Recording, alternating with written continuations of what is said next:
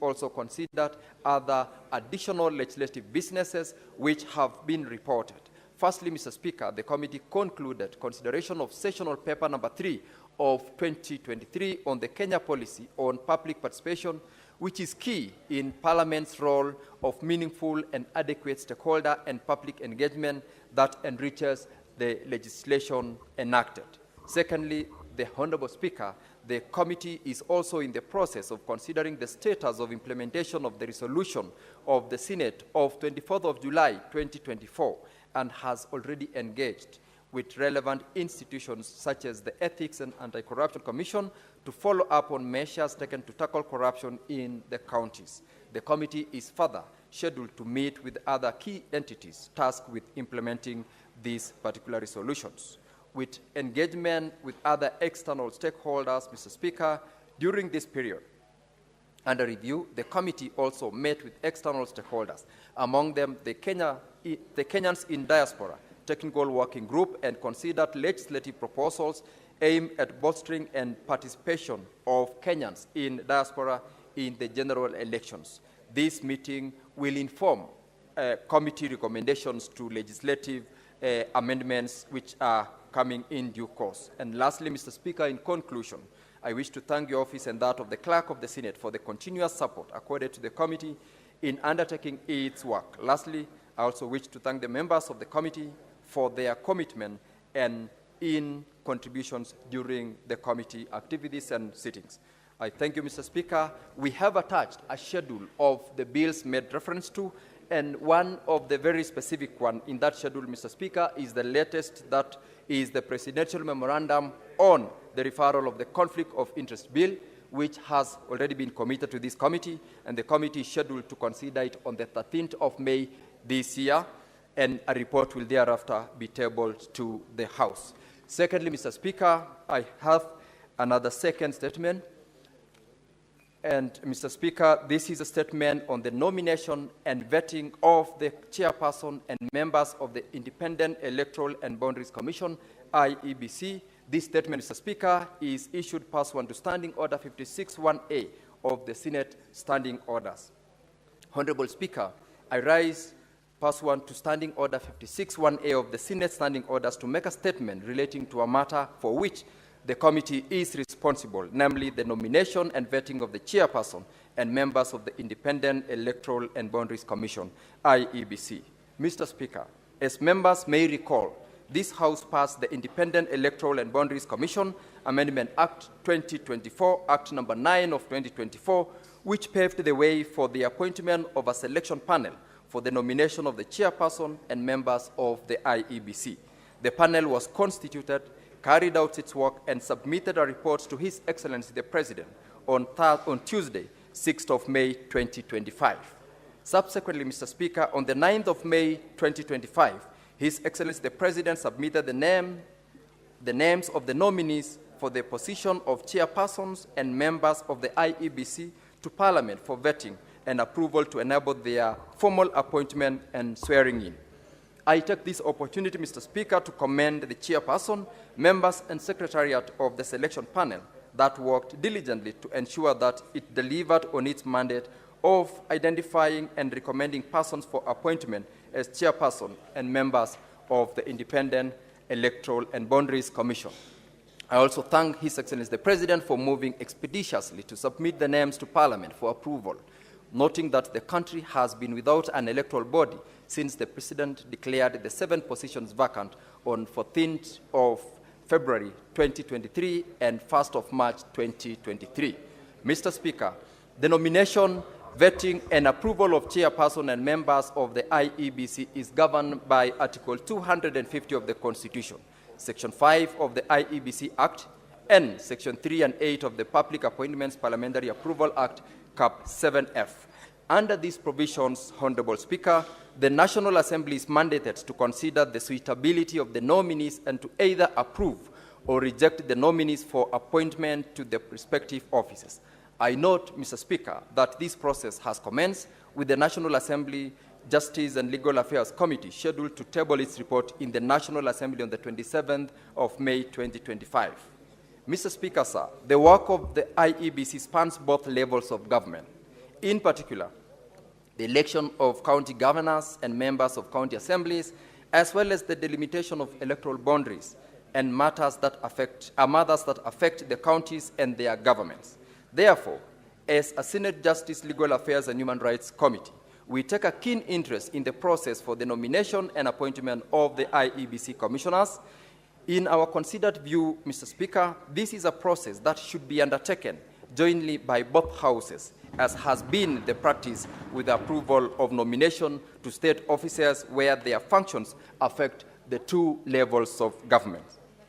I also wish to highlight that under Section 103, subsection 3 of the Elections Act, the election regulations formulated by the IEBC from time to time are submitted to and approved by the National Assembly to the exclusion of the Senate, even where the subject of the regulations is clearly a county government matter.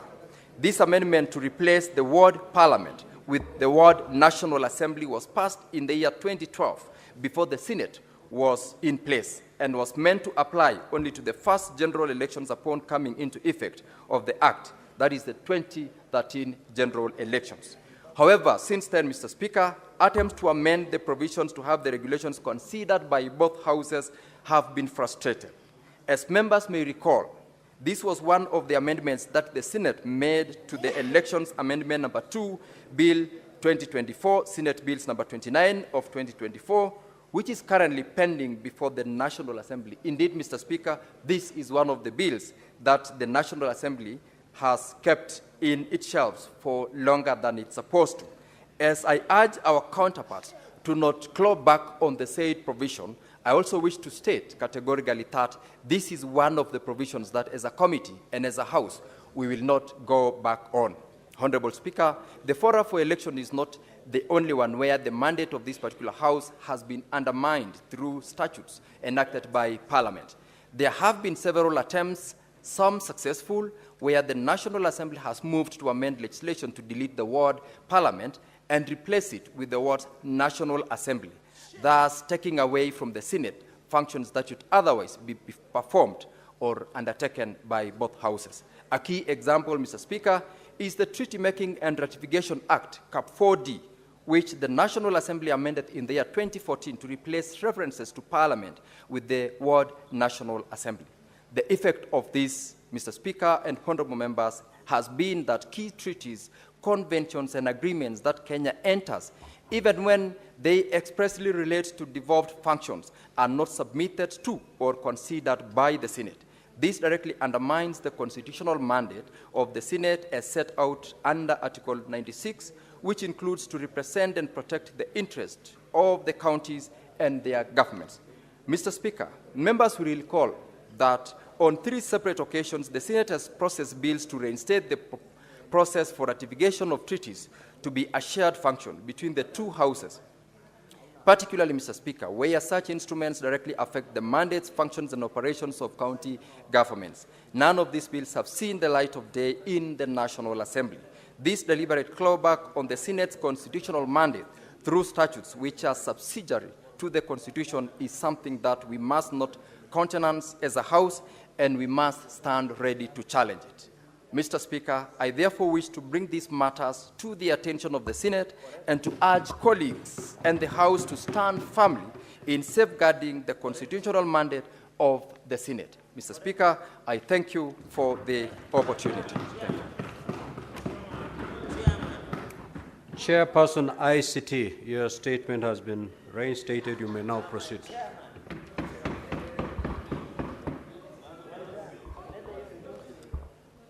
Mr. Speaker, sir, I rise pursuant to Standing Order 56(1)B of the Senate Standing Orders to make a statement relating to the activities of the Standing Committee on Information, Communication and Technology for the period commencing 1st January 2025 to date. Honorable Speaker, during the period under review, the committee held a total of 9 sittings, during which it considered 1 bill, 14 statements, and 2 inquiries. Mr. Speaker, on bills, the committee considered the Technopolis Bill 2024, National Assembly Bills number 6 of 2024, which was published on 22nd February 2024 and introduced in the National Assembly on the 9th April 2024. The bill was passed with amendments on 19th November 2024 and referred to the Senate. The bill was read the first time in the Senate on Wednesday, 4th December 2024, and committed to the committee for consideration. Mr. Speaker, sir, in compliance with the provisions of Article 118 of the Constitution and Standing Order 145 of the Senate Standing Orders, the committee proceeded to undertake public participation on the bill. In this regard, the committee published an advertisement on Thursday, 20th January 2025, inviting members of the public to submit written memoranda on the bill. Additionally, the committee sent invitations to key stakeholders, inviting them to submit their comments on the bill. Mr. Speaker, sir, the committee considered the bill, taking into account the views and recommendations of the public, and will be tabling the report for adoption by the House. During consideration of the bill, the committee observed, among other things, that there is need for inclusion of the provision on public participation and consultation with the relevant stakeholders likely to be affected by gazetting of an area as a technopolis. On statements, Honorable Speaker, 8 statements were ongoing from previous reporting period, and 7 statements were sought from committee during the current period. In considering the said statements, the committee considered the statements through physical sittings with the stakeholders. Order, honorable senators. Thank you, Mr. Speaker. Let's hear the chair. I sit in silence, please. The committee considered the statements through physical sittings with the stakeholders and the respective senators who made the requests, while in other instances admitted written submissions and shared responses with respective senators. Mr. Speaker, sir, the statement sought by Senator Hamida Kibwana, MP, on the sale of Telkom Kenya to Infrastructure Corporation Africa was considered by the committee and included a part of the committee inquiry into the critical telecommunication infrastructure and the dispute between ATC Kenya and Telkom Kenya. Mr. Speaker, sir, the committee is currently following up on the several responses from the Ministry of ICT and Digital Economy, the Communication Authority, Safaricom Limited, and Media Council of Kenya. On inquiry, Honorable Speaker, the committee is currently conducting the following inquiries: 1, inquiry into the critical telecommunication infrastructure in the country, an inquiry into operations of IFMIS and other county revenue collection and management system. Mr. Speaker, sir, the committee is scheduled to conduct more county visits within the coastal and Nyanza region. Honorable Speaker, the committee extends to conduct a fact-finding visit to various counties to establish the extent of the fiber optic network coverage to county headquarters, county assemblies, government offices, and schools. This is to ensure the online access to government services is available to all. Mr. Speaker, sir, in conclusion, I wish to thank your office and that of the clerk of the Senate for the continuous support according to the committee in undertaking its work. Lastly, I also wish to thank the members of the committee for their commitment, diligence, and contribution during the committee activities. I thank you, Mr. Speaker. Thank you. Chairperson, Standing Committee on Land, Environment, and Natural Resources.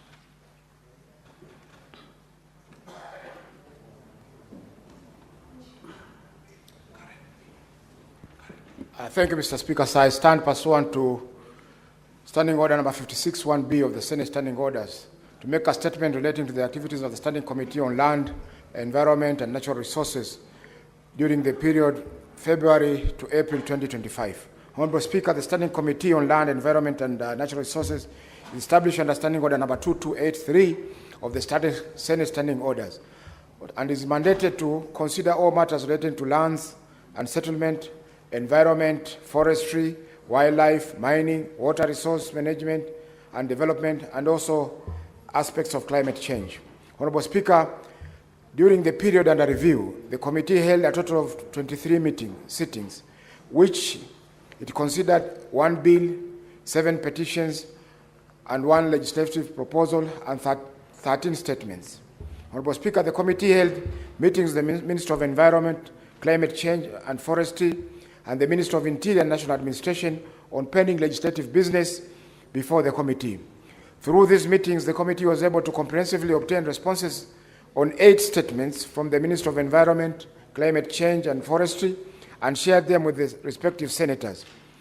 There are also responses obtained from the Minister of Tourism, Wildlife and Heritage that have been dispatched to the respective senators. Honorable Speaker, it's important for the House to note that the Minister of Lands, Public Works and Housing and Urban Development has been unresponsive to a number of state invitations to appear before the committee to respond to the various legislative business pending, which includes 27 statements and 7 petitions.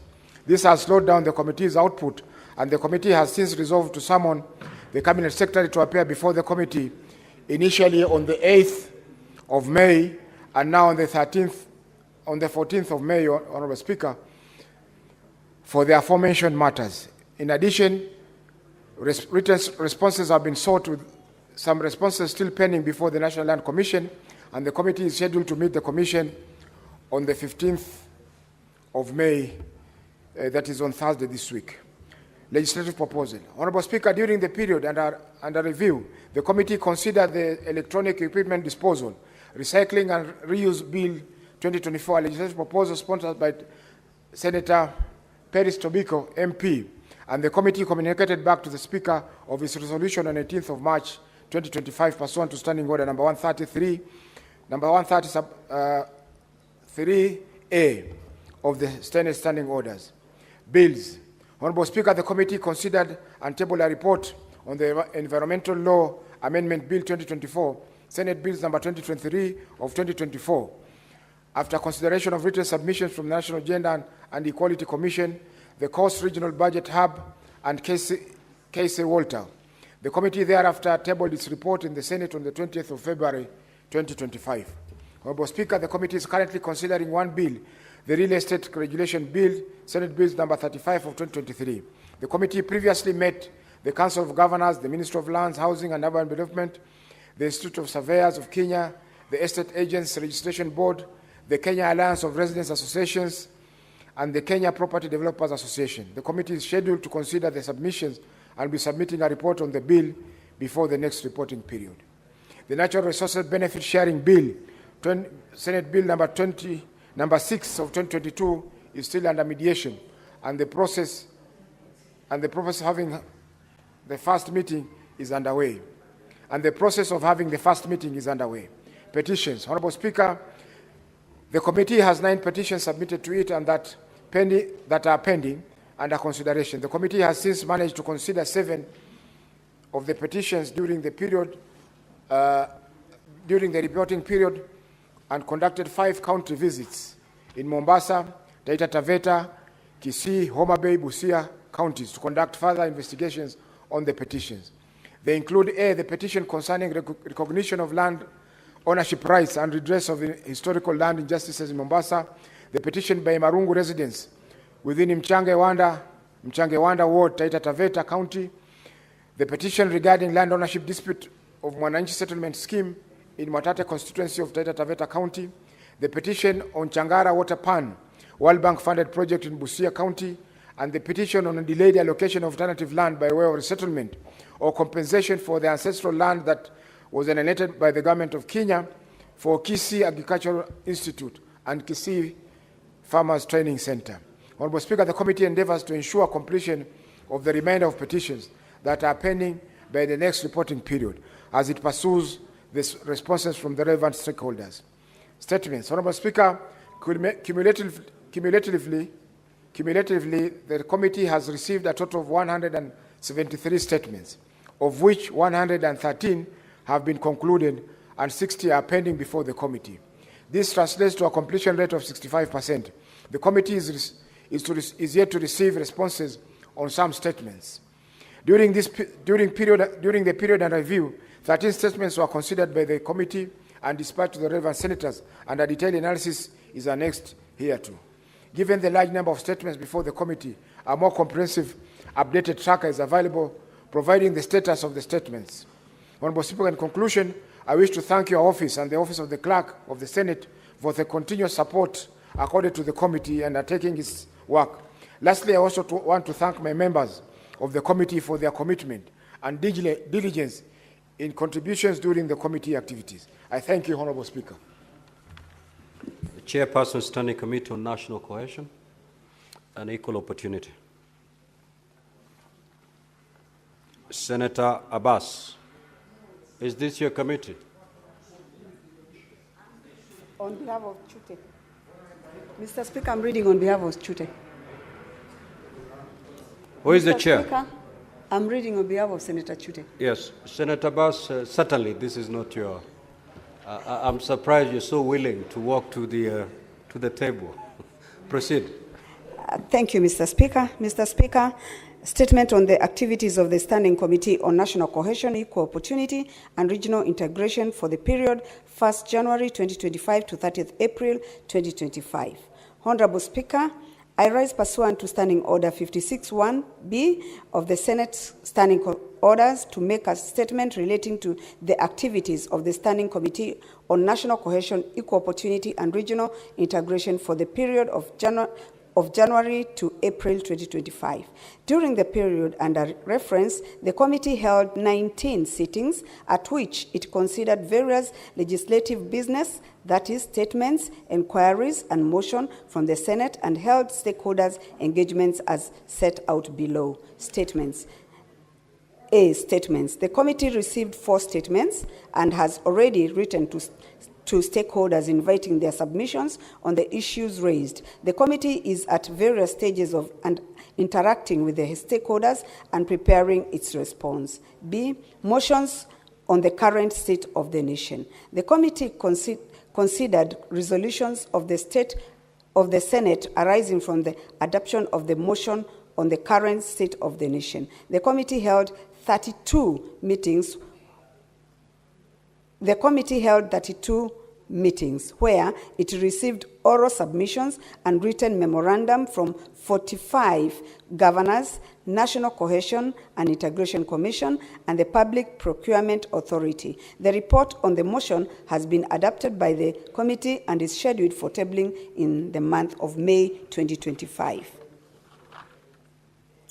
C. Inquiries. The committee is currently conducting an inquiry into the representation of Kenyans' diversity in the staff composition of the semi-autonomous government agencies. The committee held 17 sittings, during which 13 stakeholders appeared before it. The committee will table the comprehensive report at the end of the inquiry. Mr. Speaker, sir, county visits. This committee undertook county visits to Homa Bay and Busia counties from 28th to 30th April 2025, where it assessed the level of inclusion and representation of the workforce in terms of gender, youth, persons with disabilities, marginalized communities, and marginalized communities. The committee also inspected the county offices of the 2 counties to ascertain their accessibility to persons with disabilities. Honorable Speaker, during the remainder of the 4th session, the committee has prioritized the conclusion of legislative business before the committee, as well as the county visits. As I conclude, I wish to thank the Office of the Speaker and the Clerk of the Senate for the steadfast support they have accorded this committee, as well as the members of the committee for their utmost dedication and commitment to duty. I thank you, Mr. Speaker, sir. Senator Mohammed Chute, MP Chairperson. The Chairperson, Standing Committee on National Security, Defense and Foreign Relations.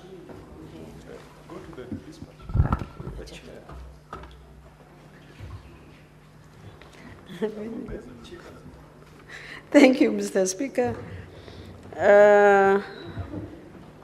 Mr. Speaker, this is a statement on the activities of the Standing Committee on National Security, Defense and Foreign Relations for the period 25th February 2025 to 30th April 2025. Pursuant to Standing Order 56(1)B of the Senate Standing Orders, Honorable Speaker, I rise pursuant to Standing Orders 56(1)B of the Senate Standing Orders to make statement relating to activities of the Standing Committee on National Security, Defense and Foreign Relations for the period of April 2025 to April 2025. The committee was reconstituted on Wednesday, 12 February 2025 and Wednesday, 19 February 2025. During the period under reference, the membership is as per Annex 1. During the period under review, the committee held 9 sittings at which it considered various legislative proposal bills, statements, petitions, motions, and held stakeholder engagement as set out below. Mr. Speaker, legislative proposal via an email addressed to the clerk of the Senate, the committee received 2 draft bills from the public, namely the Internal Security Devolution and County Empowerment Bill 2025 and the proposed Directorate of Criminal Investigation Authority Bill 2025. As part of the committee's mandate, the committee will have meetings with the relevant stakeholders to deliberate on issues touching on the legislative proposal. Bills during the reporting period, the committee considered 1 bill, namely the Narcotic Drugs and Psychotropic Substance Bill 2024, Senate Bill number 1 of 2024. The committee sought and was granted extension of time to consider the bill, as the committee is yet to hold public participation in Meru, Embu, and coastal counties. The committee, however, received written submissions on the bill for 12 stakeholders. The committee is at the tail end of concluding consideration of the bill and will be tabling our report in the month of May 2025. Statements, there were 29 statements. The committee considered, Mr. Speaker, statement during the reporting period and concluded 7 statements, while 22 statements are ongoing. A list of statements is attached as Annex 3. Petitions, Mr. Speaker, the committee is currently considering a petition concerning compensation of police officers injured in line of duty, which was redirected from the Standing Committee on Labor and Welfare and Social Welfare. The committee met with the petitioners and relevant stakeholders to deliberate on the petition. The committee is scheduled to meet with the relevant stakeholders to receive further submissions on the petition. The committee is projected to conclude the consideration within the month of May 2025. Motions, Mr. Speaker, the committee considered resolution of the Senate arising from the adoption of the motion on the current state of the nation. The committee met with the relevant stakeholders and received written submissions, and the draft report on the motion is underway. The committee will be tabling its report to the Senate during the month of May 2025. Sessional papers and policies, Mr. Speaker, the committee is currently considering 1 sessional paper during the reporting period, namely the foreign policy of the Republic of Kenya, and this is still ongoing, and the committee is scheduled to meet with relevant stakeholders in the month of June 2025 and table the report soon thereafter. The committee further, Mr. Speaker, held meeting with the Ministry of Interior, National Administration, Ministry of Defense, and Ministry of Foreign Affairs and Diaspora, and deliberated on legislative gaps and proposals and opportunities for collaboration. The committee also is looking into allegation of corruption and mismanagement of funds pertaining to the Kenya National Police SACCO that affects the welfare of the police that falls under the committee's mandate. The detailed status of the legislative business considered by the committee during the reporting period is attached as Annex 2 to this statement. Honorable Speaker, during the remainder of the 4th session, the committee has prioritized the conclusion of legislative business before the committee, as well as the county visits. As I conclude, I wish to thank the Office of the Speaker and the Clerk of the Senate for the steadfast support that they have accorded this committee, as well as the members of the committee for their utmost dedication and commitment to the duty. I thank you, Mr. Speaker. Now, honorable members, before I allow comments on the statements that have been sought, let's move to dispense with order number 9, and therefore I will seek to rearrange today's order paper pursuant to Standing Order 45-2 We dispense with order number 9, and then we will resume normal flow as contained in today's order paper. Clerk, proceed to call that order. Order number 9 is motion, consolidation of bursary funds for equitable access to education in Kenya. Question to be put. Clerk, do we have the requisite quorum? We do.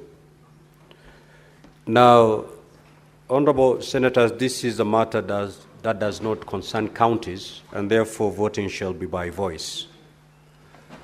I will therefore proceed to put the question.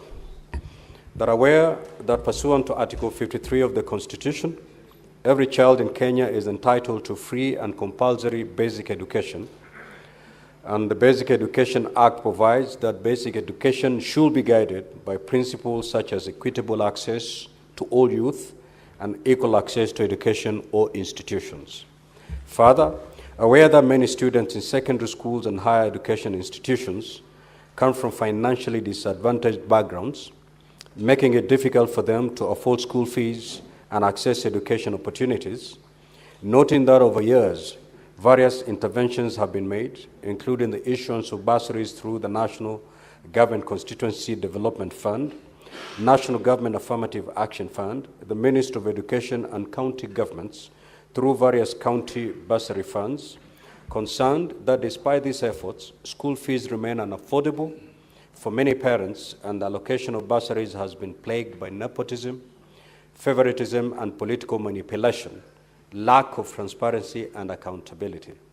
Further concerned that the public learning institutions are primarily funded by the government through the Ministry of Education, and in the financial year 2024-2025, approximately 656 billion Kenya shillings was allocated to the education sector, making it difficult to ascertain the specific funds granted to each student, and that the lack of transparency in the disbursement of bursaries from various agencies make it difficult to determine the total amount allocated in a financial year, thus hindering efforts to ensure equitable access to education for financially disadvantaged students.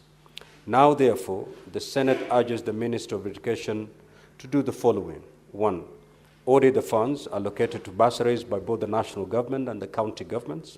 2, consolidate the funds distributed by various government entities and agencies with the aim of directing these funds directly to schools as supplementary capitation to facilitate the achievement of free secondary education. And 3, calculate the cost of education per learner and make this information public for primary, secondary, and tertiary institutions, including a detailed breakdown of the annual financial requirements of each student across the country. Will as many as of that opinion say aye? Aye. Will as many as of the contrary opinion say nay? The ayes have it. Now, before I allow comments on the statements, Honorable Senators, let me pass this communication first. I would like to acknowledge the presence in the public gallery this afternoon of visiting teachers and students from St. Francis Katangi Boys in Machakos County. The delegation comprises 2 teachers and 49 students who are in the Senate for a one-day academic exposition. Honorable Senators, in our usual tradition of receiving and welcoming visitors to Parliament, I extend a warm welcome to them, and on behalf of the Senate and on my own behalf, wish them a fruitful visit. I do not see the Senator for Machakos in the House.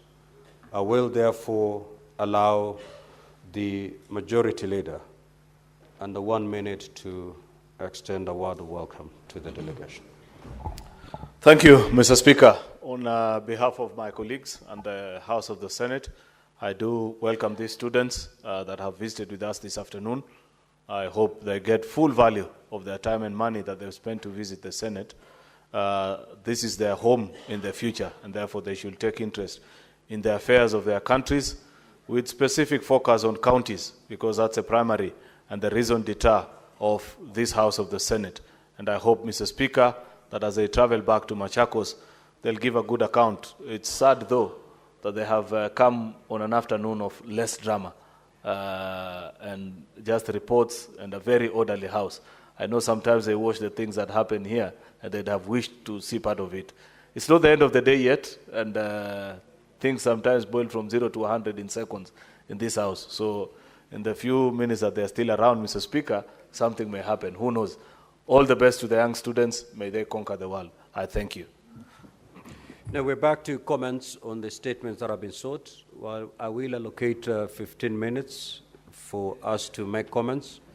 If you get an opportunity to speak, kindly keep it under 3 minutes.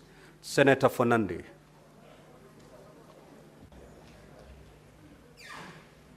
Mr. Speaker, for the first time, I'm proud by the statement of the chairperson of JLAC, where I did serve, Mr. Speaker, where I did serve with distinction in the last session, Mr. Speaker, although I encountered some turbulence along the way. Mr. Speaker, I want to say that the issue of IEBC, the reading of Article 93 is very clear, that Parliament comprises both the Senate and the National Assembly. Mr. Speaker, sorry, the issue, and I was shocked, Mr. Speaker, yesterday when the National Assembly gave notice for public to submit memoranda to the National Assembly Jailer Committee. Mr. Speaker, the election is a matter of national concern. Members of Parliament, which is the Senate and the National Assembly, are the representatives of the people, Mr. Speaker. We have done joint vetting before of Inspector General of Police, Mr. Speaker. We have done vetting of joint independent services, Mr. Speaker. Why is it that the National Assembly wants to frustrate the Senate by only purporting that they can vet the chairperson and members of IEBC? So, Mr. Speaker, I want to thank the Committee of JLAC for standing strong, Mr. Speaker. And you have to appreciate, and I want to challenge the House leadership and SBC where you sit as the chair, that, Mr. Speaker, I am aware that there are a number of legislations from this House that are being strategically frustrated by the National Assembly because they fear to implement the Constitution, Mr. Speaker. Looking at the amendment of the regulations, in 2013, the Senate was not supposed to be part because we were never in existence. So after 2013, when the Senate came into force and reading of Article 93, the role of vetting of IEBC should be a joint committee of the Senate JLAC and the National Assembly JLAC, Mr. Speaker. Even when you read under Article 88 on establishment of IEBC, Mr. Speaker, we must and we should not allow the National Assembly to vet on their own the IEBC chairperson and IEBC commissioners, Mr. Speaker. Mr. Speaker, we are not short of weapons to use to ensure that the voice of the Senate, which is the voice of the people, can be heard, Mr. Speaker. And even possibility of seeking the legal interventions in the courts of law, Mr. Speaker. So I want to agree with the committee of the JLAC and say kudos for the good job. Mr. Speaker, we have been taken far too long for a ride by the National Assembly. We are also elected by Kenyans. More so, we cover more, Mr. Speaker, in this country. And therefore, the issue of IEBC concerns both houses and Kenyans as alike, Mr. Speaker. And therefore, I hope the National Assembly must withdraw the notice that they have issued in public for memorandum to be submitted until we jointly agree as the House, Mr. Speaker, so that we can do vetting of IEBC chairperson and commissioners, knowing the urgency of the matter, Mr. Speaker. In conclusion, Mr. Speaker, on the issue of ICT, thank you. Senator Osotsi. Thank you, Mr. Speaker. Mr. Speaker, let me also join in making comments on the statements by Senator Catherine Muma on the issue of data protection abuse by those mobile phone lenders, the people who lend mobile phones or who give hire purchase services on mobile phones. Mr. Speaker, I think we are continually receiving complaints around the issue of data protection. And we must ask ourselves where we are going wrong as a nation. Just the other day, Mr. Speaker, you saw the ruling by the courts on the issue of WorldCoin, where the courts ruled that there was a violation of data protection rights by WorldCoin company. Question is, how did this company get into this country and started taking data from our people? There is a problem, Mr. Speaker, which must be addressed. And speaking as an expert, I want to say that maybe it's an opportunity for us to have a relook at the entire Data Protection Act, because that is where we have inconsistencies. I have noted inconsistencies even in the way the Office of Data Protection Commission is being managed, Mr. Speaker. Mr. Speaker, I think the ideal person to head the Office of the Data Protection must be someone who understands the technology, IT. We cannot just be giving every job that comes in the public sector to lawyers. We need to review this so that we give it to people who understand the process. And Mr. Speaker, even speaking about this, the regulators in the ICT industry are failing this country, Mr. Speaker. Mr. Speaker, just this week I heard that the Communication Authority has increased spectrum licenses by 2,000%, Mr. Speaker. Mr. Speaker, this is going to drive out of business telecommunication operators, including Safaricom. And they are doing this for the purpose of generating funds for the government.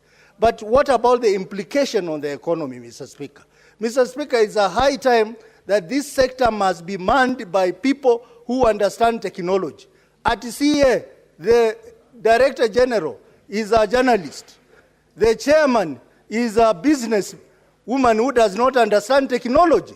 Mr. Speaker, I think the IT committee must look at this issue of competence and leadership in the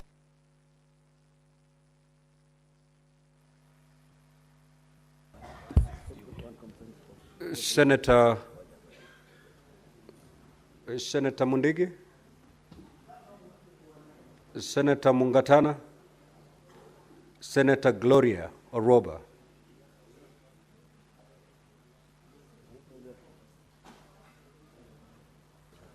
Senator Professor Tomo Jenda, Senator Faki. Asante Mheshimiwa Spika. Mimi pia nachukua fursa hii kuongeza kauli yangu juu ya taarifa iliyoletwa na mwenyekiti wa kamati ya sheria, haki za binadamu kuhusiana na uteuzi wa makamishna wa IBC. Mheshimiwa Spika, kama inavyojulikana kuwa IBC ni kiungo muhimu cha uchaguzi katika nchi yetu ya Kenya. Na makamishna hawa na mwenyekiti wao watakapofanya kazi yao itahusisha kuchaguliwa kwa rais, kuchaguliwa kwa magavana, kuchaguliwa kwa maseneta, kuchaguliwa kwa wabunge wa bunge la kitaifa na vile vile pia wabunge wa bunge la kaunti. Kwa hiyo Mheshimiwa Spika, uteuzi wao lazima upitie katika bunge la Senate, kwa sababu Senate ndio inalinda maslahi ya ugatuzi, ndio inalinda maslahi ya mabunge ya kaunti, inalinda maslahi ya magavana. Kwa hivyo haiwezekani kwamba sheria ambayo inatumika kuwachagua ni ile sheria ambayo ilifanywa kabla ya kuwa na katiba mpya ya ugatuzi. Kwa hivyo Mheshimiwa Spika, natoa kauli yangu kusindikiza kwamba lazima uteuzi wa makamishna wale ufike katika bunge la Senate ili kuona kwamba haki inatendeka katika uteuzi huo. Asante Mheshimiwa Spika. Senator Olekina. Thank you, Mr. Speaker. Mr. Speaker, I rise to support the statement by Senator Muma on the need to protect data in this country. It is imperative that at the time when data is the most expensive asset that anyone can have, we are not protecting the poor people who cannot be able to afford buying a phone and not have to register it. I think the key most important thing we need to do is to ask ourselves whether it is imperative for this House and the National Assembly to be able to re-amend the Data Protection Act. We have to amend this Data Protection Act and be specific and also be intentional when it comes to the issue of guarding. When you hear that those who cannot afford to buy phones in full prices are buying the phones on credit, and then that data is now sold to a third party, it really begs a question on what do we really need to do. One of my biggest pet peeves, Mr. Speaker, is when you are sitting down here, you find a telemarketer sending you a text message, telling you to buy bundles using the following shortcode. I think we need to relook at the whole issue of data protection in this country. Even the basic request for an ID number when you're going to deposit money in your Safaricom, when you're going there and then that record is kept there, we should ask ourselves whether we have to redefine the law to be able to make it difficult for people to just have to ask for your ID number and they write it down there. I think we need to be more creative and say you can give the last 4 digits of your number, or these telecommunication companies come up with a more smarter way of protecting your data. They can actually demand that you give them the 3rd, 4th, or the last digit of your ID number instead of having to give out the full ID number. So this statement, I hope the Committee on ICT will take it seriously, because today it is that poor farmer or that poor mamamboga who cannot afford to buy a phone full price, whose data is being sold. Tomorrow it is you, the legislator, sitting here who can be able to afford a 200,000 shilling phone with your name being used to register a phone number and then being used for fraud. So it is imperative. And we also must ask ourselves whether we need to limit the number of phone numbers people can have. Because you will find one person, the ID number has been used to register 20 lines. If you follow those 20 lines, Mr. Speaker, you'll be shocked. In some counties, we know people collect revenue using those 20 numbers, and then they just throw them away.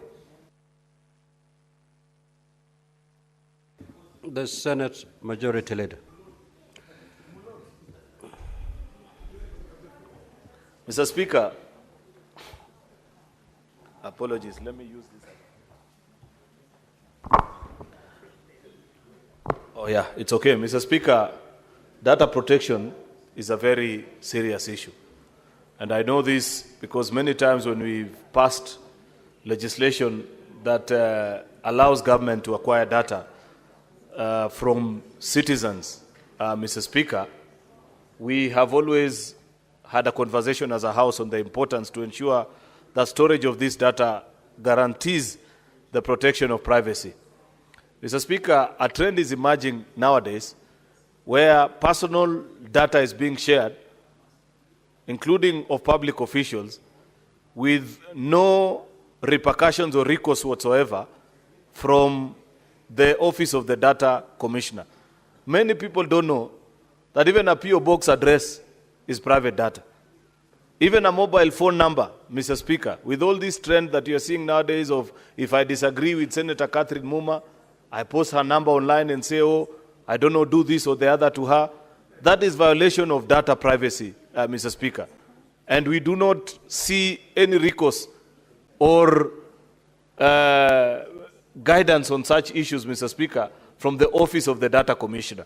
Given, Mr. Speaker, that this matter that is being raised is specific, yet there are quite a number of violations that have happened the last few days, would I be in order if I request the ICT committee, Mr. Speaker, to guide us in ensuring that we have the Office of the Data Protection Office, Mr. Speaker, perhaps make an appearance before that particular committee, or even the committee of the whole, Mr. Speaker, so that we can find ways in which we ensure that data of citizens are protected from whatever people that may want to use it for whatever reason, including fraudsters, Mr. Speaker, or people that even want to use it for political reasons, because a violation is a violation, Mr. Speaker. And there have been continuous violations over the last few months with very little efforts, Mr. Speaker, or guidance from the Data Commissioner. Actually, that's a person that I was looking for. Thank you, Senator Cherargei. Therefore, Mr. Speaker,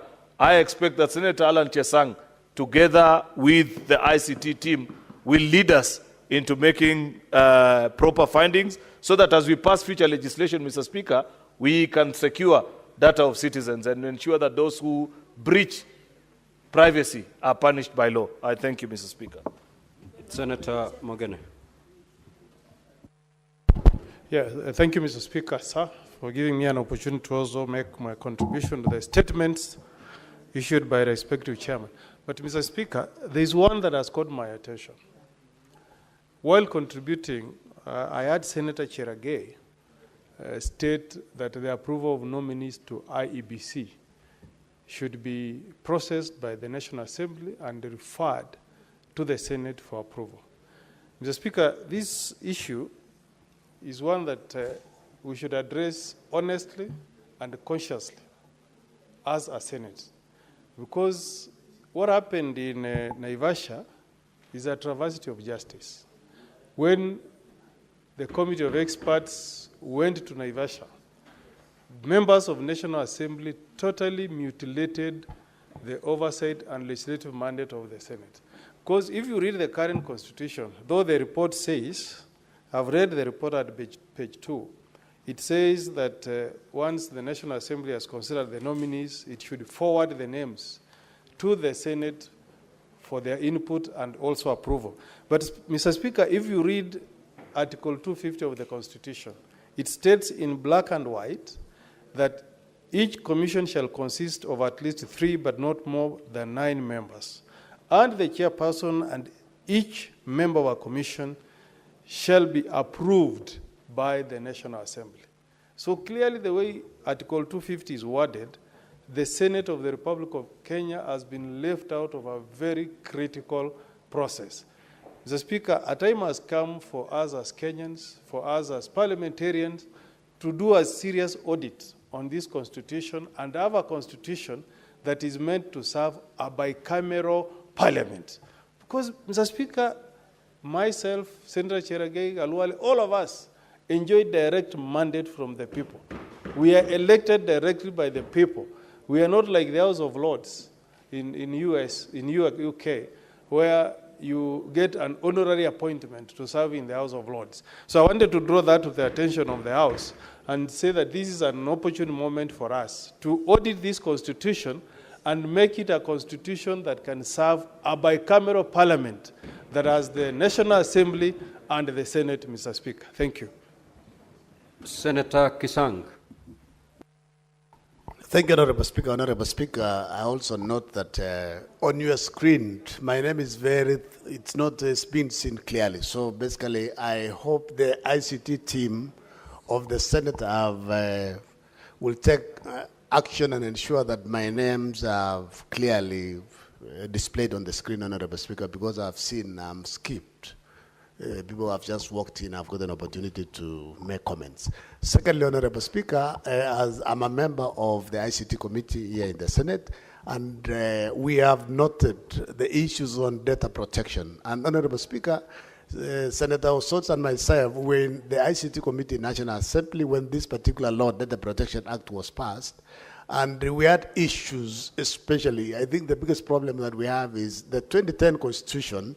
Most of those who agitated for it and also who really campaigned for this particular law, Honorable Speaker, they were very many activists, and most of them were lawyers, and every law they put in that you need to be a lawyer. In fact, we had challenges when we were debating, because this is a particular entity that should be headed by a person who is an expert in ICT. But because the law was as it was, Honorable Speaker, we picked a lawyer.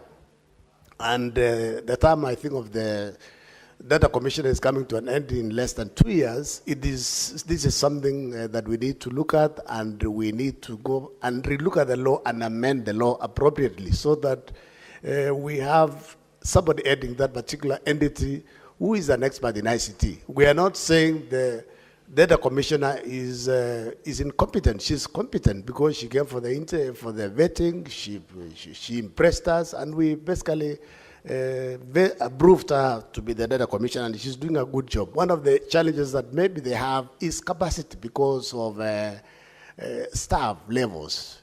The number of employees they have is still very thin. They need to build up capacity so that we have people across the counties, Honorable Speaker. Honorable Speaker, As a committee, I believe I'll discuss with the chair and the members so that in the next 2 weeks, we ensure that she comes to the committee and answer most of these concerns that members have raised, Honorable Speaker. Thank you. Senator Omtata.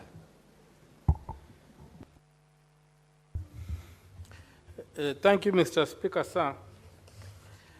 I rise to speak on 2 statements. First one by Senator Muma. I supported this need to look critically at the laws governing data in this country. We even realized that under the current SHIF and SHA system, data is held by third parties, including by undisclosed companies in the USA who will be handling health data of Kenyans. So when you look at situations like that, and yet under the Digital Health Act, data is described as a strategic asset of the country. So if a strategic asset of the country can be left to undisclosed foreigners, then we are not taking the question of data seriously today. When we know that data can be used to design things, even to design a disease that can eliminate people who have the genes like my brother from the bull of Kakamega, can easily be cloned, and the things can be designed to eliminate people who have got those kind of traits. And that will be very bad for us.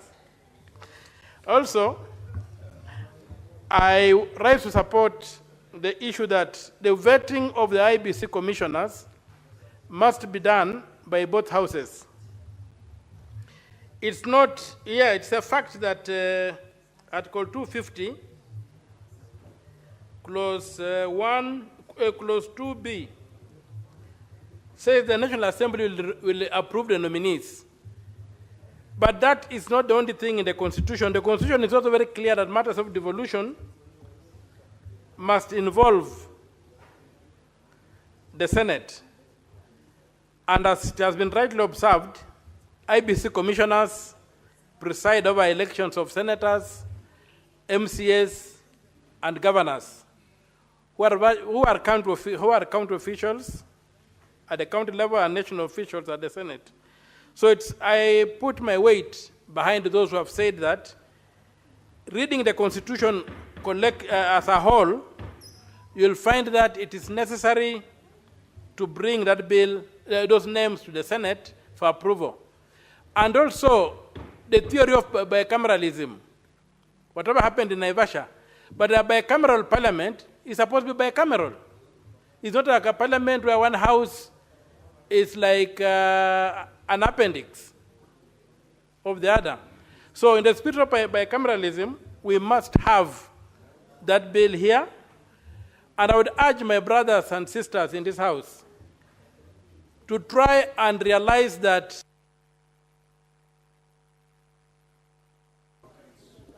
Senator Mungatana. Asante sana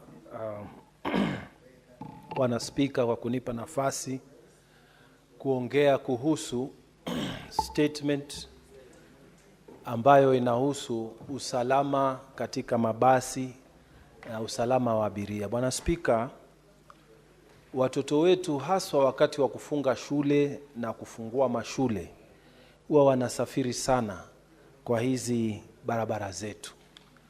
Na imefika wakati ambapo inakuwa kwamba ni lazima sasa kamati ambayo inahusika waangalie kama itawezekana hizi SACCOs ambazo zinafanya kazi kwa upande wa matatu, kwa upande wa kubeba abiria kwa mabasi, waongezewe requirement ya kwamba wakati wanapoondoka Nairobi kwenda Mombasa, ama kutoka Mombasa kwenda Tana River, ama safari kwenda Kakamega na kwengine, wawe wanatoa certificate ya kuonyesha kwamba wamefanya inspection kwa wale wanaoabiri hiyo basi, ili kuhakikisha kwamba wale wanaosafiri wako katika hali ya usalama. kwa sababu mara nyingi ile kitu ambayo inafanyika pale kwa upande wa usafiri, watu wanaangalia pesa peke yake, watu wanaangalia insurance peke yake, watu wanaangalia kwamba viti vimejaa ama havikujaa, na zile sako juu ya hayo yote wanaangalia kwamba kuna ajali ama hakuna ajali, na madereva wamelipwa ama hawajalipwa, lakini usalama wa wale abiria, Bwana Spika, hauangaliwi. Kwa hivyo ningependa sana wakati kamati hii inaangalia suala hili lote, waangalie pia na usalama wa abiria ambao wanasafiri katika mabasi na matatu zetu. Asante sana Bwana Spika. Senator John Nyuto.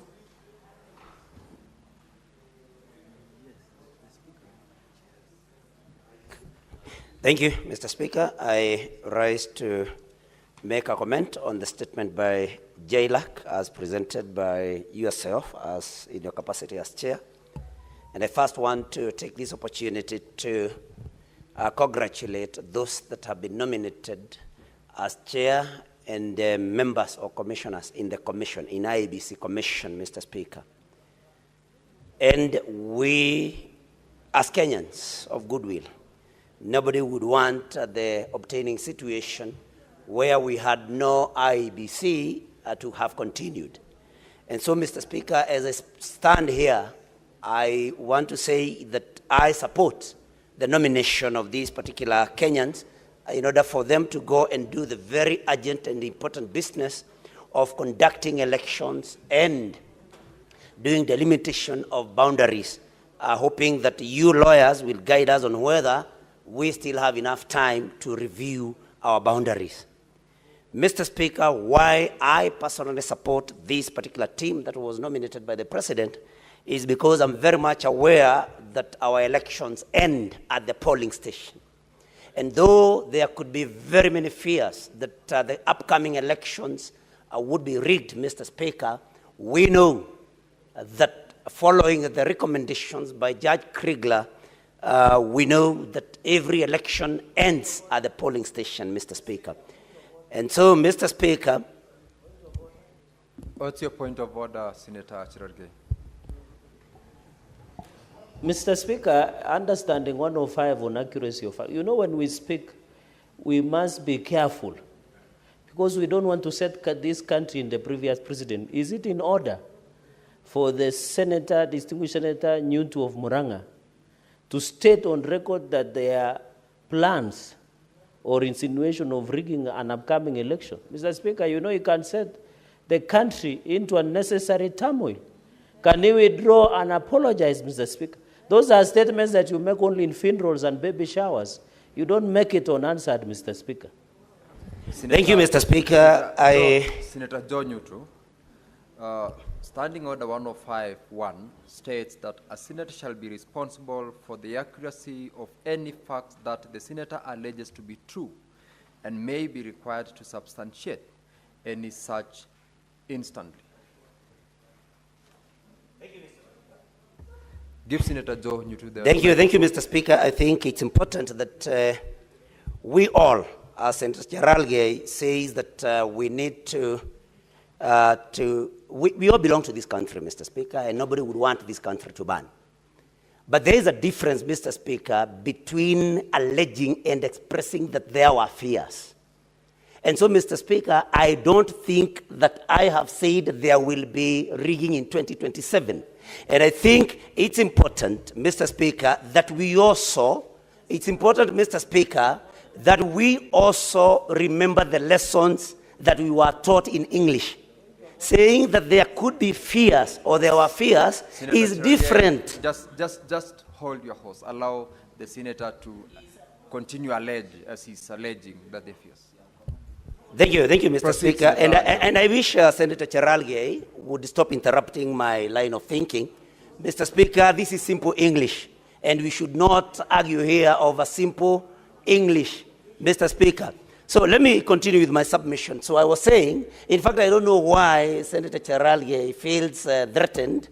You know, the guilty are always afraid, Mr. Speaker. I do not know why Senator Cherargei would just get very... What's your point of order once again, Senator Cherargei? Mr. Speaker, you gave an express instructions as the substantiation under 105. In 121, Mr. Speaker, the senator has now become disorderly. He has refused to follow your orders. So he should be called to order, Mr. Speaker, because what he's saying is their fears. These are not a rumor milling station. This is the Senate of the Republic of Kenya. Senator Cherargei, he should have used the word allegedly. He should withdraw and replace because he seems to understand the English, Mr. Speaker. I heard Senator Joe Nyutu commenting to the effect that it is not a matter of fact, but it's an allegation. And so that was an allegation. It was not a statement of fact. Senator John, you to conclude on your comments. Thank you. I actually had given the assurance that everybody is comfortable because elections end at the polling station. But of course, in the character of Senator Cherargei, of, wanting to interrupt the line of thinking of those that do not hold his view, of course, and we allow him, we understand Senator Cherargei. Please allow me to conclude my remarks. So, Mr. Speaker, I was just about to say that we have a very big job ahead for the IEBC commissioners, Mr. Speaker, because we need to relook at our boundaries, electoral boundaries, and Mr. Speaker, also to see to it that those constituencies and wards that do not have representatives get the justice of being, represented, Mr. Speaker. The other thing that I may want to say about this particular list, Mr. Speaker, is because we have had occasion of public servants being accused of having been incompetent, Mr. Speaker, it is, I would want to call upon the National Assembly, when they are vetting these nominees, that then they look at the competence of each one of them. Because, Mr. Speaker, we do not want to hear in this country that somebody has been given a job, whether a presidential nominee or any other nominee, approved by the National Assembly, and then later such an officer, Mr. Speaker, is said to have been incompetent. So if we will have any of these IEBC commissioners vetted by the National Assembly, and then later we are told by whoever it will be, whether the president or anybody else, that they were incompetent, Mr. Speaker, we must tell the National Assembly and any other body that vets public officers that they must make sure that everybody is competent, because, Mr. Speaker, we bring shame to Kenyans when we give them a job, they are vetted at the National Assembly and proved to be fit. Senator John Nyutu, your time is up. Senator Catherine Muma.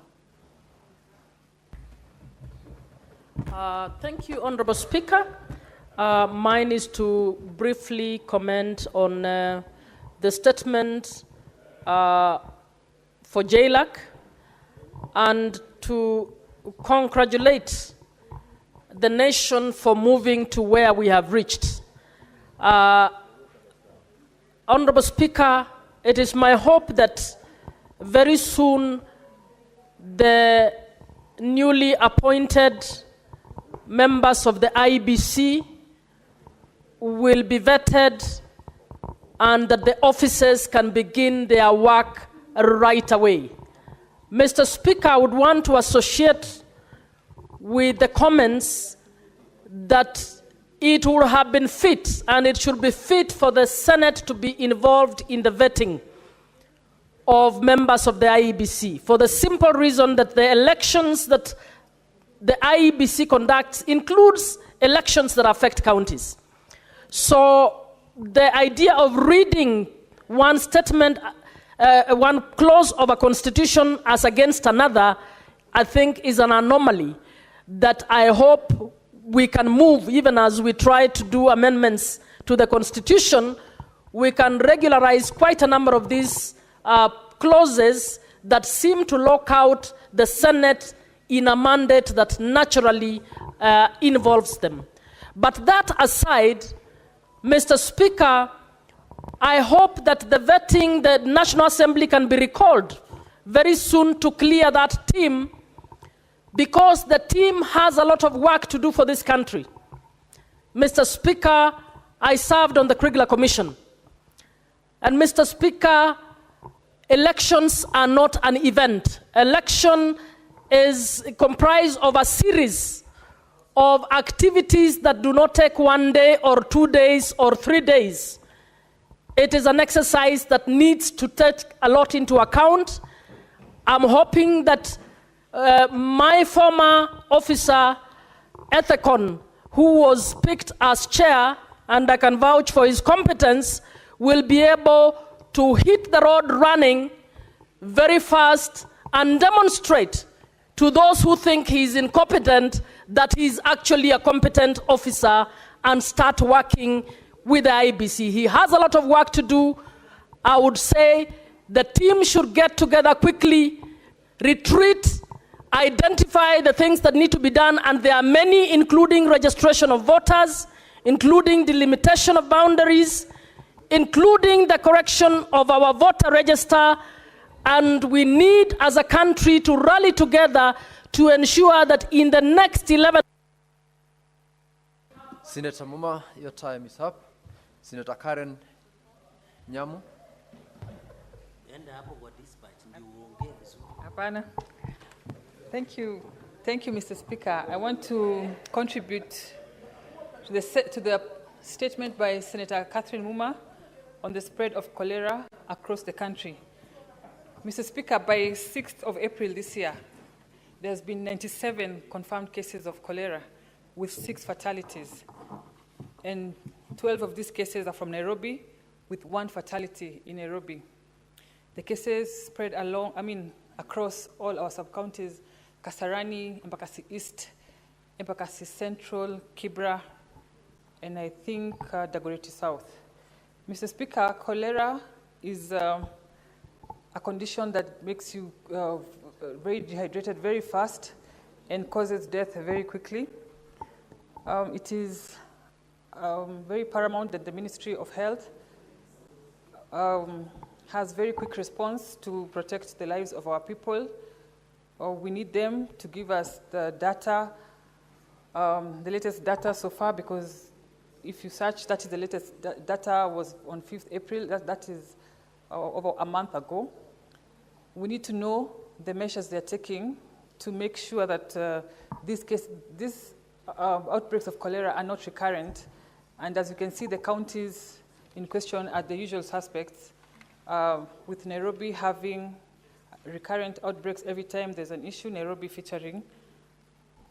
We would like to know what the ministry is doing to ensure that cholera outbreak is a thing of the past.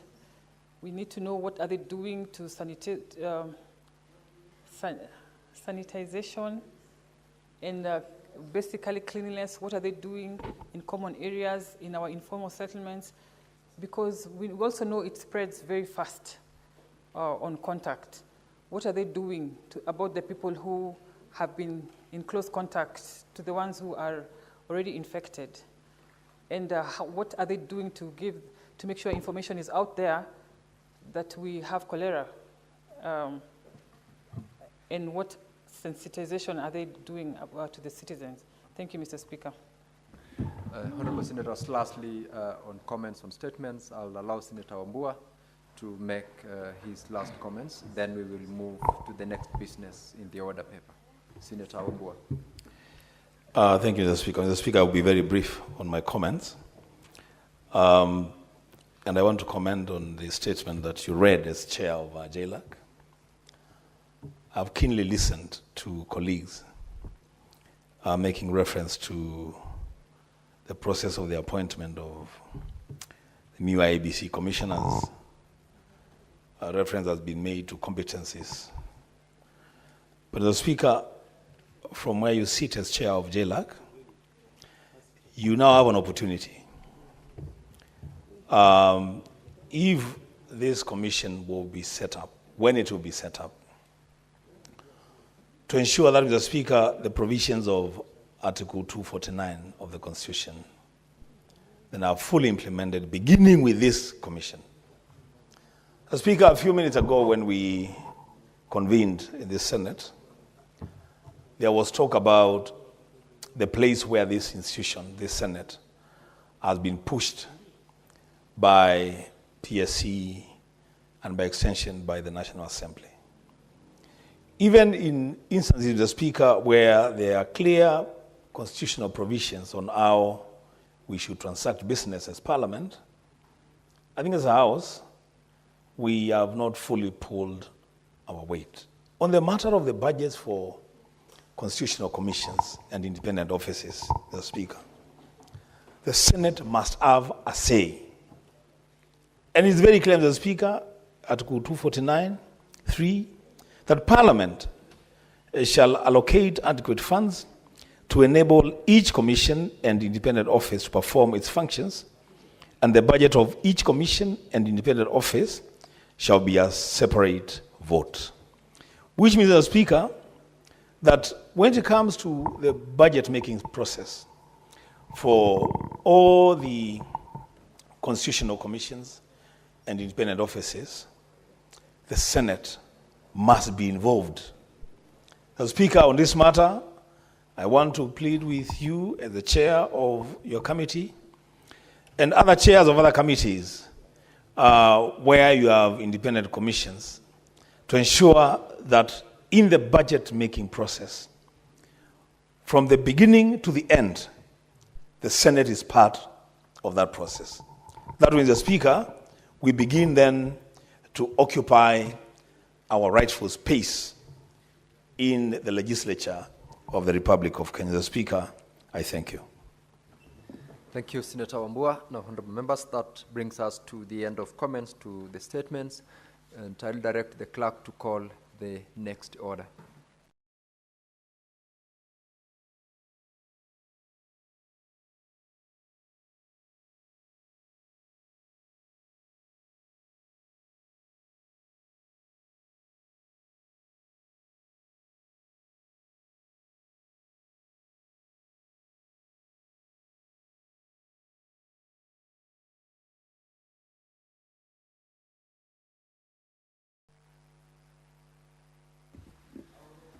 Members, order number 9 had previously been called out and a vote was carried. So I will direct that the next order be called out again.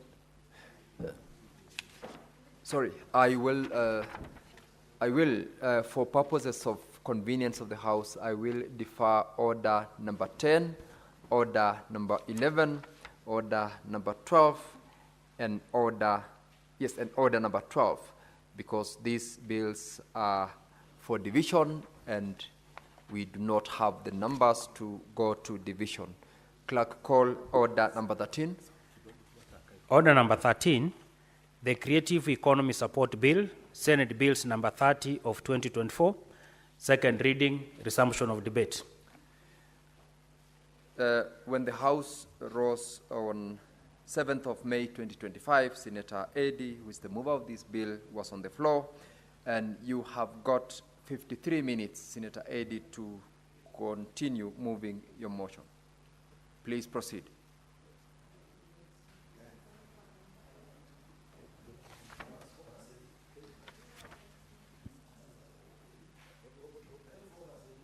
Senator Eddy, proceed to move your bill.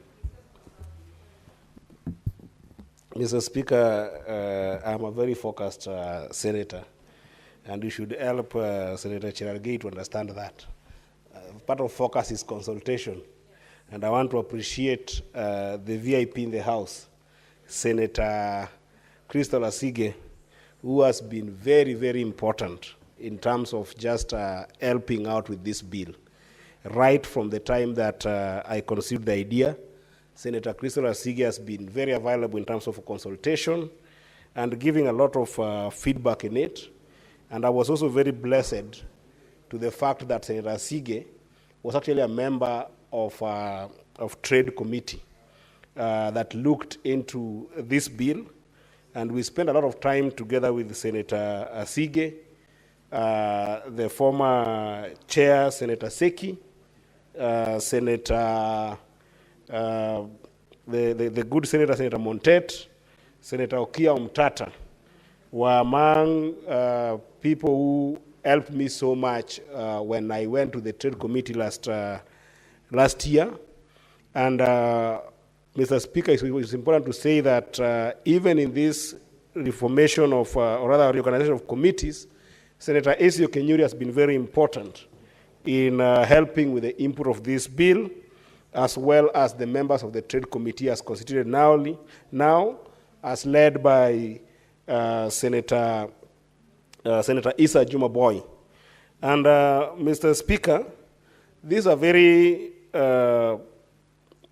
great bill in my view because of that consultation and because of that input, because it's a bill that is seeking to find a long-lasting solution to what creatives are facing in this economy, Mr. Speaker. Mr. Speaker, the first thing that we found as a problem is that when people think creatives, they think most of the time in our economies, mostly because of culture and sometimes lack of understanding of what opportunities lie in the creative industry. People in the creative industry are sometimes seen as people who do not succeed in the traditional modes of survival. Among them in academic world include things like studying engineering, studying law, studying medicine, or generally not actually being able to go to school, to the extent that there has not been a profound investment. There has not been a profound investment in making sure that the people in our economy can understand, one, that the creative industry is so vast beyond just the idea of music, film, and sometimes performing arts. Secondly, there has not been a pronounced investment in making sure that our children understand that the creative industry is also an industry that you can be able to make a long-lasting career, a professional career. And thirdly, Mr. Speaker, there has not been a proper investment to make sure that the creative industry can be a place to make commercial viability projects, to invest in business cases and make sure that actually young people can make economic well-being from the creative industry. And not only young people, Mr. Speaker, because we have also seen older people in the arts and older people in the craft, older people publishing books, but there is no big investment in the business case. So the first thing that this bill seeks to change is that attitude and mindset on creatives as a place for last resort. And that starts by us as a house being able to move any issues that affect creatives from the Ministry of Culture to the Ministry of Trade, where we can actually be able to make a business case, a career case for creatives. The second thing that this bill seeks to deal with, Mr. Speaker, is there are a number of laws that are put to respond to problems of creatives. I'll mention some of them due to pressure of time because I don't want to monopolize the conversation on this bill. I would want to hear from senators. But there are overarching issues that creatives do face in the industry that sometimes become difficult to deal with just by simple aspect of laws, because you end up having people writing laws that are not sensitive to the industry. And some of these issues, Mr. Speaker, I'll mention them just quickly. The issues of royalties. How are creatives earning in the creative industry? The issues of IP, intellectual property rights. How are creatives ensuring that copyright laws are up to date, not only to the local changing environment, but to the emerging complexity at a global stage? The issues of distribution. Creatives are based on content distribution. Our issues of content handled by law to make sure that creatives don't lose in terms of ownership of this content, but also just being able to earn from this content.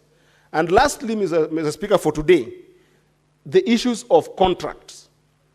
our creatives left to legal binding documentations that ensures that they're not exploited in the course of producing and selling and earning from their sweat in terms of the product that they have developed in the entire creative industries.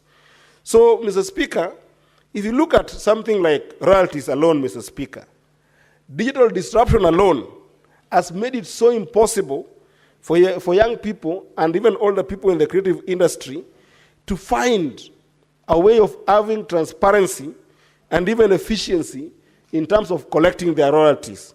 The payment systems sometimes are very complex, but even where they're not complex, the multi-faceted nature of jurisdictions makes it impossible for creatives to be able to get more money, or even, not even just about more money, but adequate resources that are commensurate to the product that they give in the marketplace. If you look at, for instance, industrial policies that affect collaboration as well as technology across our borders, Mr. Speaker, they are generally ambiguous, they are generally vague, and most importantly, where our laws do not go, for instance, in places like Ireland, where Facebook is based, then we have got no power of making sure that creators can be able to earn from these places. And Mr. Speaker, I learn very frequently that there are constant reviews on legal frameworks and even multi-stakeholder engagements that are emerging all over the world. The legal frameworks that are in the US, that sometimes our creatives find themselves in some of these platforms, and those that are in China, for instance, where TikTok emerged. Mr. Speaker, they are so complex that those constant reviews cannot just happen when you pass just one law that deals with issues of royalties. And Mr. Speaker, among other things that makes it even more complex is that when you think about royalties, even in music industry, for instance, there are so many intermediaries that affect how creatives end up earning. For instance, Mr. Speaker, record labels, publishers, and performance rights organizations are so many within our borders that even if you are to just pass one single law on royalties, Mr. Speaker, it becomes impossible for young people who are in the music industries and even other industries that have the same intermediaries to be able to get what belongs to them. Mr. Speaker, you'll realize that across board, be it in music, be it in film, be it in performing arts, you are